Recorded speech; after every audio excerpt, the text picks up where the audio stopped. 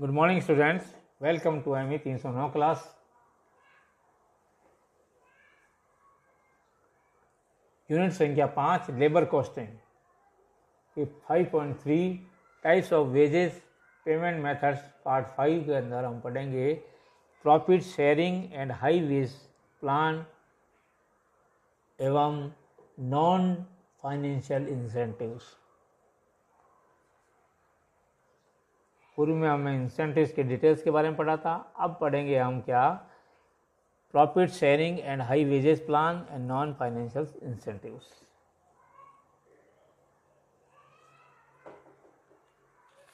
अब पहला पढ़ते हैं,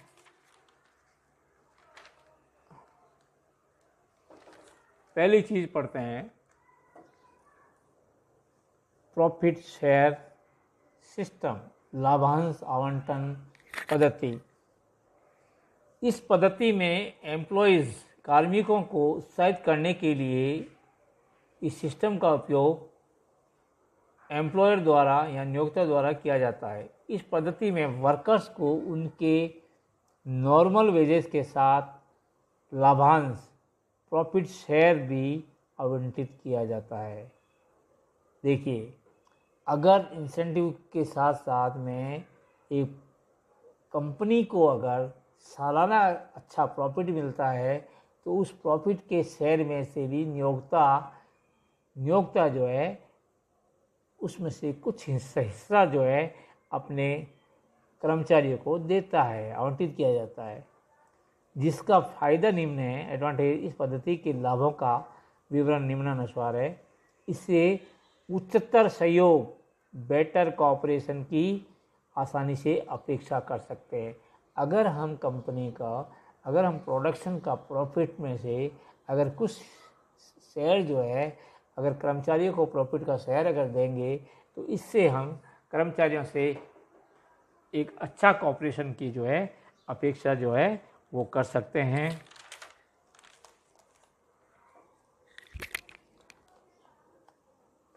दूसरा आता है कि सुपरवाइजर कार्य को इस प्रकार की पद्धति जो है प्रॉफिट शेयरिंग की है तो हर आदमी जिम्मेदारी से करेगा तो इसके अंदर सुपरविजन जो है वो कम होगा और सुपरविजन कम होने से सुपरविजन की जो कॉस्ट है वो कम होगी। ठीक है। तीसरा जो आता है वो है नॉन प्रोडक्टिव कॉस्ट जो है वो भी कम होगी। उत्पादित रहित श्रमिक लागत जो है, नॉन प्रोडक्टिव लेबर कॉस्ट जो है वो कम होगी। श्रमिक जो है अपना काम स्वतः ही करेगा, ठीक है, उसे किसी प्रकार की सुपरविजन की आवश्यकता नहीं होगी, तो नॉन प्रोडक्टिव कॉस्ट भी कम होगी।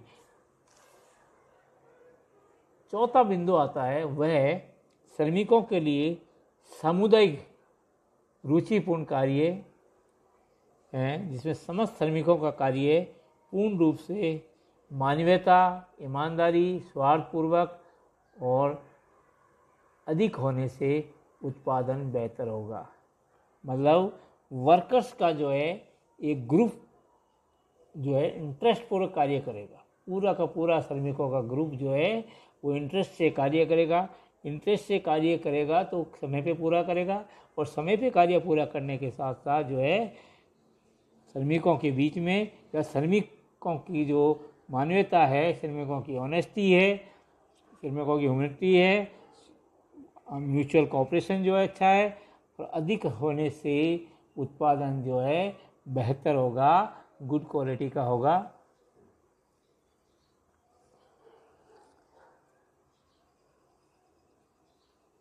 ठीक है। इस सिस्टम की जो है कुछ हानियां भी है, वो है प्रत्येक श्रमिक को लाभांश को बांटना निश्चित करना अत्यंत कठिन होता है।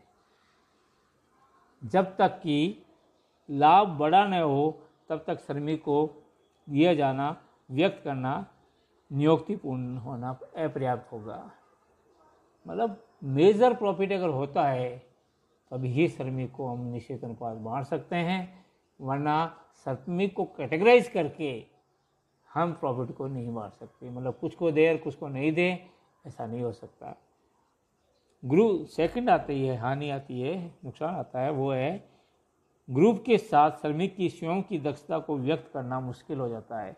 अगर एक ग्रुप एक साथ काम करता है तो उसमें इंडिविजुअल की एफिशिएंसी, इंडिविजुअल की जो परफॉर्मेंस है उसको इंडिकेट करना मुश्किल हो जाता है। तो श्रमिकों की स्वयं की दक्षता को नोटिस कर पाना इसके अंदर मुश्किल होता है। तीसरा जो आता है, इस प्रकार की जो है सिस्टम है का उपयोग सालाना किया जाता है, यानी साल में एक बार ही किया जाता है, जिससे श्रमिक अपनी रुचि नहीं रख पाता है। साल में एक बार मिलता है, इसलिए श्रमिक जो है रुचि नहीं रख पाता। अगर दक्ष श्रमिकों में से ग्रुप लीडरों का चयन नहीं किया जाता, इसके समस्त सूत्रों की दक्षता प्रभावित होती है। इससे समस्त ग्रुपों की जो है दक्षता प्रभावित होती है, क्योंकि अगर 10 दक्ष श्रमिकों में से ग्रुप लीडरों का चयन नहीं होता है, नहीं किया जाता, इससे समस्त ग्रुपों की दक्षता इफेक्टिव होती है। जब तक ग्रुप लीडर नहीं होगा तो किसके गाइडेंस में काम करेंगे। ये 4 प्रकार के नुकसान जो होते हैं। पहला नुकसान क्या था कि लाभांश को बांटना मुश्किल है, मतलब प्रॉफिट को बांटना मुश्किल होता है। दूसरा जो है कि इसके अंदर ग्रुप के अंदर इंडिविजुअल की जो है एफिशिएंट परफॉर्मेंस को मार्किंग करना आसान नहीं है। तीसरा जो है इसका साल के अंदर एक बार ही है, जो इंटरेस्ट श्रमिक जो है इसके अंदर इंटरेस्ट कम ही रखता है। चौथा जो आता है, इसके अंदर ग्रुप लीडर नहीं होने की वजह से ग्रुपों की दक्षता जो है इफेक्टिव होती है, अफेक्टेड होती है। छठा पॉइंट है हाई वेज प्लान, मतलब उच्च वेतन योजना। उच्च वेतन योजना इस पद्धति में उच्चतर दरों को नियत करने के लिए श्रमिकों को आकर्षित करते हैं, मतलब ऊंची रेट दे के श्रमिकों को अट्रैक्ट करते हैं। और इन श्रमिकों को आकर्षित किया जाता है जो आसपास के स्किल्ड वर्कर को आकर्षित करने के लिए उच्चतर वेतन का प्रलोभन देकर श्रमिकों की आपसी समझ को बढ़ाया जाता है, ताकि कार्य की प्राप्ति हेतु श्रमिक अच्छा योगदान देने का प्रयास करते हैं, ताकि समस्त श्रमिकों द्वारा उच्चतम मानक दक्षता एवं निर्गम प्राप्त हो सके। मतलब अच्छे कार्य के लिए, अच्छा प्रोडक्शन प्राप्त करने के लिए, अच्छी क्वालिटी का प्रोडक्शन प्राप्त करने के लिए उच्चतर वेतन जो है वो दिया जाता है, प्रलोभन दिया जाता है। और उस उच्चतर वेतन की वजह से श्रमिक आकर्षित होते हैं और लेबर आकर्षित होकर अच्छा कार्य करने की संभावनाओं को लागू करते हैं। अब आता है नॉन फाइनेंशियल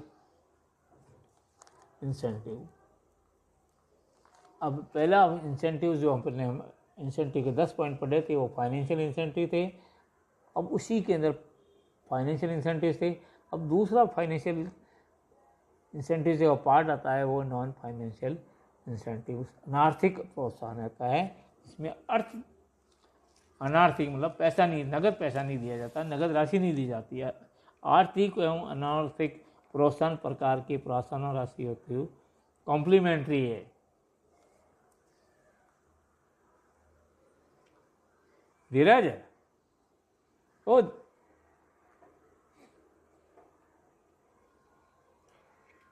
धीरज कॉम्प्लीमेंट्री है। अगर वांछित परिणाम संतोषप्रद प्राप्त हो, इसके लिए दोनों ही प्रकार के इंसेंटिव्स का साथ साथ कार्य करना होता है। मान लिया financial non financial effective results के लिए, सेटिस्फाइड रिजल्ट के लिए दोनों का साथ साथ काम करना अत्यंत आवश्यक है। फाइनेंशियल इंसेंटिव्स को नॉन फाइनेंशियल इंसेंटिव्स के द्वारा ही सपोर्ट किया जाता है। जो भी फाइनेंशियल इंसेंटिव मिलता है श्रमिक को, उसको नॉन फाइनेंशियल सिस्टम से भी सपोर्ट किया जाता है। उत्पादकता की समस्या का समाधान करने के लिए वेजेस नकद रूप में भुगतान करने से नहीं होता। उच्चतर निर्गम मतलब हायर प्रोडक्शन हेतु नॉन फाइनेंशियल का सपोर्ट समस्या को समाप्त करने से नहीं होता है। उच्चतर निर्गम के लिए श्रमिकों की उच्चतर रुचि क्रिएट करते हैं, जिसमें नॉन फाइनेंशियल इंसेंटिव भी एक महत्वपूर्ण है, जो एनफोर्स करता है, बाध्य करता है, जिससे श्रमिक आरामदायक जीवन एवं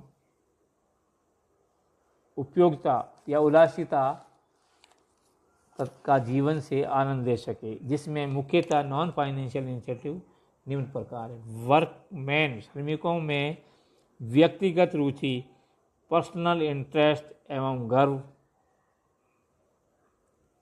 का निर्माण करने में सहायक होता है कि मैं पर्टिकुलर कंसर्न में काम कर रहा हूँ, मुझे इस प्रकार के वेजेस के साथ साथ मुझे ये फायदे भी दिए जा रहे हैं। दूसरा जो आता है, श्रमिक को से फेयर एवं सिंपैथेटिक ट्रीटमेंट, सहानुभूतिपूर्वक उपचार करता है। मतलब श्रमिकों से फेयर एवं सिंपैथेटिक ट्रीटमेंट जो सहानुभूतिक उपचार करता है।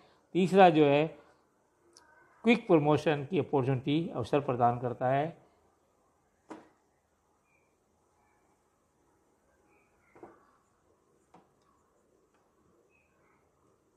जल्दी प्रोन्नति या अपॉर्चुनिटी प्रदान करता है। चौथा जो आता है, इसमें ऑर्गेनाइजेशनों एवं विदेशों में ट्रेनिंग की व्यवस्था को अवसर प्रदान करता है। पांचवा आता है, रोजगार की सुरक्षा एवं आशा को वरदान पूर्वक इनाम देता है। छठा आता है, प्रबंधन के लिए पूर्ण आत्मविश्वास निर्माण करता है।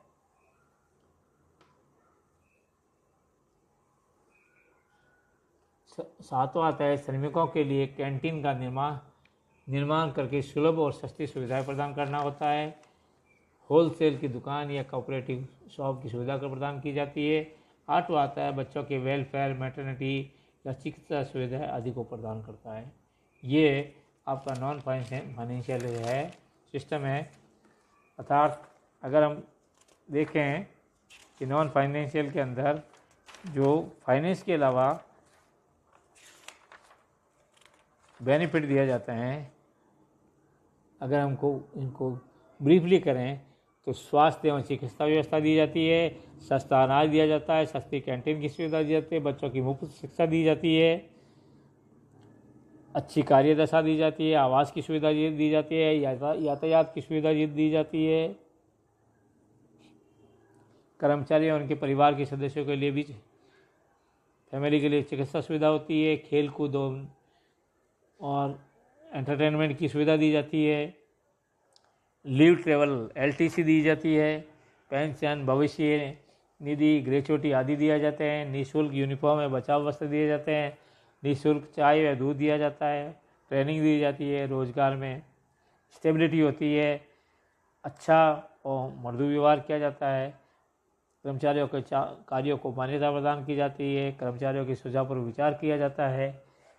कम कीमत पर भ्रमण एवं यात्रा दी जाती है और श्रम कल्याण सुविधा दी जाती है।